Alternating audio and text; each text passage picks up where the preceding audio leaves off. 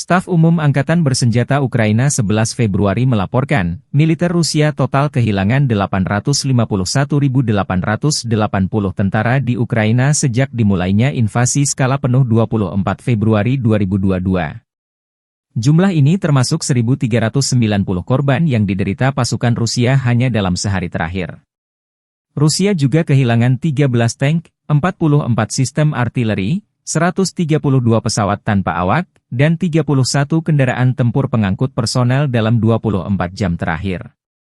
Menurut laporan militer Ukraina tersebut, pasukan Vladimir Putin total kehilangan 10.014 tank, 20.844 kendaraan tempur lapis baja, 36.807 kendaraan dan tangki bahan bakar, 22.923 sistem artileri, 1.275 sistem roket peluncur ganda, 1.060 sistem pertahanan udara, 370 pesawat terbang, 331 helikopter, 24.755 pesawat tanpa awak, 28 kapal dan perahu, dan 1 kapal selam.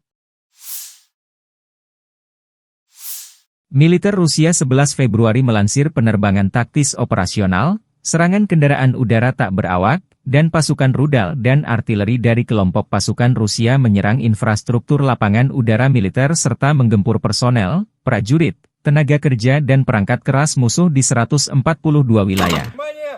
Sistem pertahanan udara Rusia menembak jatuh 3 proyektil HIMARS MLRS buatan Amerika Serikat, 1 bom udara Hammer buatan Prancis, dan 1 proyektil Uragan MLRS, serta 51 kendaraan udara tak berawak sayap tetap. Secara total, sejak Rusia melancarkan operasi militer khusus, Angkatan Bersenjata Ukraina kehilangan 653 pesawat terbang, 283 helikopter, 42.851 kendaraan udara tak berawak, 592 sistem rudal anti-pesawat, 21.278 tank dan kendaraan tempur lapis baja lainnya. Juga 1.514 kendaraan tempur MLRS, 21.477 senjata artileri lapangan dan mortir, dan 31.438 unit kendaraan pendukung militer telah dinetralisir.